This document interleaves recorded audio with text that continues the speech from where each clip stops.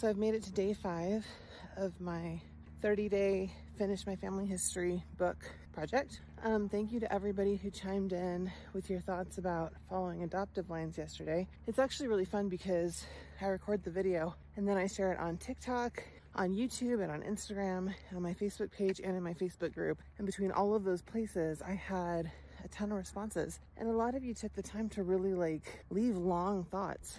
And I really appreciated that. It was fun to see where everybody was. There wasn't total agreement with everybody, but a lot of people ended up on the same page, which is that you wanted me to definitely not ignore the adoptive line. The adoptive parents have always been included in this family book. I just haven't done any work past them. And I made a decision about that yesterday, and I'm going to tell you about that. But first, I wanted to tell you a little bit about the adoptive parents in this situation because it is kind of interesting. Okay, so picture this. There's a young woman who is from a big Mormon family in northern Utah, and she gets married as a teenager. Marriage doesn't work out. Her family kind of thinks of her as kind of a troubled teen, right? And she meets this cowboy from Wyoming. He's a rancher. He's been working on his sister's and brother-in-law's ranch. He comes down to Utah, they meet, fall in love, get married. They end up moving up to Wyoming for a little while. They have 2 little girls, but the marriage isn't a happy one. They end up getting divorced. Well, what happens is they don't have enough money to just be able to not work. So the 2 little girls end up basically in foster care. The judge says the mom has to work, the dad has to work. Nobody's gonna care for these kids. We're gonna put them in an orphanage. The mom has to sue the state to say, give me back my kids. And part of the deal is she says, I promise I'm gonna figure out a way for them to be taken care of while I'm at work. She gets the girls back. In the meantime, the dad has visitation rights, but he's up in this cattle ranch in Wyoming. She's not up there. She's in a different part of Wyoming. She goes over to Laramie for work. She meets this nice couple and they take care of her girls for her while she's working. And it's not like what we think of today as oh, you know, she drops them off at 8 in the morning and goes to work and then comes back and gets them at 4 or 5 o'clock. She's dropping them off and they're living with this couple while she's off working. And then she comes back just to see them, and the dad travels down every now and then to see them, but they're living with this Laramie couple. A couple things happen. The Spanish flu pandemic happens. It happens when this young woman, she's actually gotten remarried, or gotten married for a 3rd time, and her husband ships out to go fight World War I. So she's still on her own, still working, still whatever. She ends up contracting the flu. She ends up in a Red Cross flu tent outside of Laramie, Wyoming, and she dies. She dies under her new married name, and she dies away from the girls. I mean, she's in Laramie and they're in Laramie, but she doesn't have them. Her family back in Utah doesn't even find out that she's sick in time to be able to see her before she dies. But remember, she's from this big Mormon family, lots of siblings, fairly wealthy parents, etc. They reach out because they want the girls. They're like, Sadie's dead. We want to take care of the girls. We want them to come back down to Logan, Utah, and we'll raise them. But they still have a living father. Their living father lives up in the other part of Wyoming, but he's coming down to see his girls in Laramie. I don't think he's a big fan of the Mormon family in Logan. Or maybe he was just worried that he wouldn't see them, because he says, no, the girls are mine. And even though they don't live with me, I want them to be here, and I am going to make changes and be able to take them and have them all the time once I get my affairs in order. So sends a letter, Mormon family, you can't have the kids. Kids in the meantime are still with this couple in Laramie. Well, not too long after he's out, he's working cattle up on the ranch.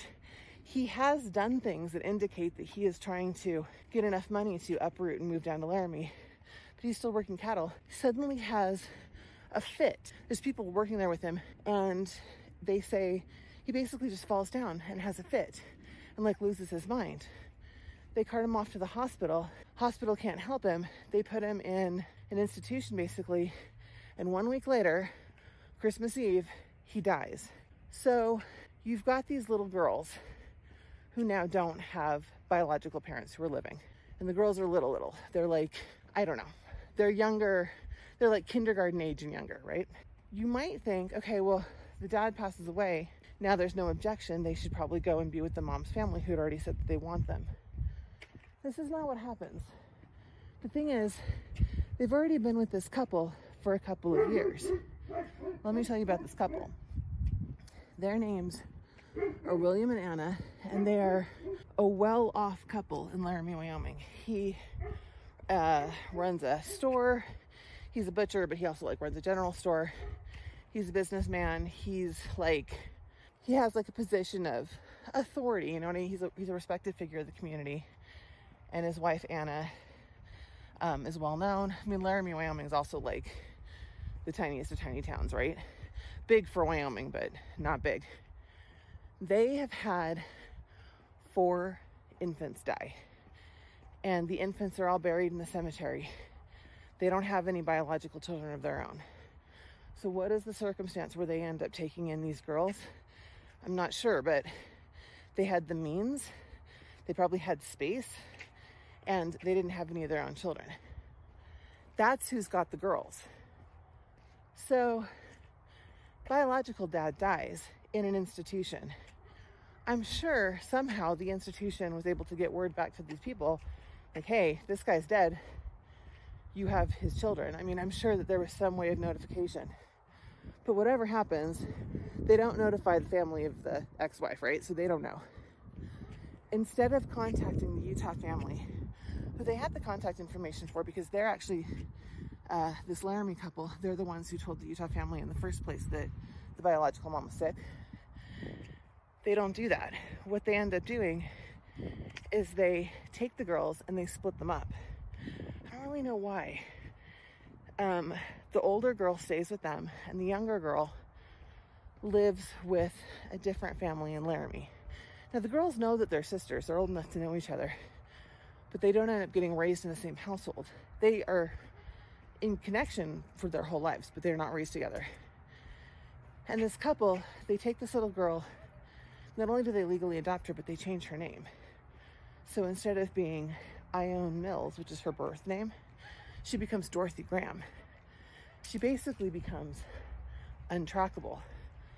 By the time the Utah family, and who knows how they found out, whether they read it in the paper or what, by the time they figure out the biological dad has died, they can't find the little girls anymore.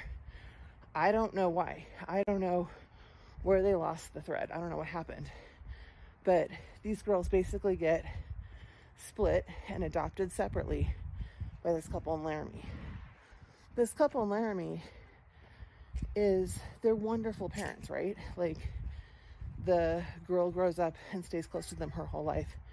And they end up giving her, she's their only daughter, they end up giving her all of the things that you would leave, when you pass away. So she gets chunks of photos and letters and furs and silver and jewelry and things like that. That daughter has one daughter, so she inherits all of that stuff. And that one daughter is my stepdad's mom. So we have trunks and bags and furs and photos and all this stuff from these adoptive parents. So not only is it kind of interesting, the story, but it's also interesting because I just have so much more material like in hand on these people. So I have looked into them, but I haven't actually looked beyond their lines. This is where we talk about the adoptive lines. So I asked the question of, what should I do? Like, should I include the adoptive lines? I was always going to include the adoptive parents, but do I go further than that? Well, this guy, this respected leader in Laramie, who's the adoptive father, his sister is the mother of the person that the little girl would eventually marry. She marries her first cousin. They're not biologically related because she's adopted. But because of that, like, his parents are already in my family tree, right? That line's already been documented. So when I'm talking about adding more people, I'm talking about, okay, I already have Anna, the adoptive mother. If I add her parents, it's 2 more people. That takes me up to second great grandparents. If I add their parents, 4 third great grandparents. And then if I add the 4th great grandparents, assuming I can find everybody, it's 8 more, right? Because of the way the generations double. So it's 14 more people.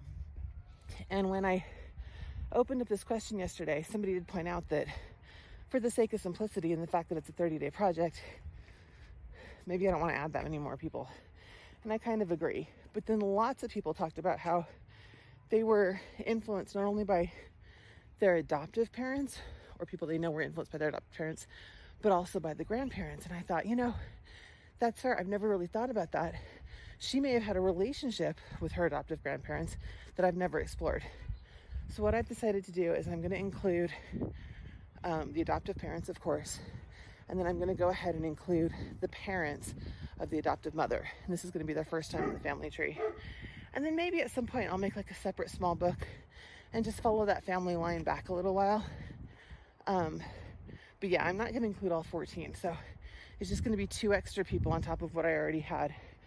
So instead of doing 101, we're now going to do 103 people. But it's coming along. The audit page has been super helpful for getting me organized.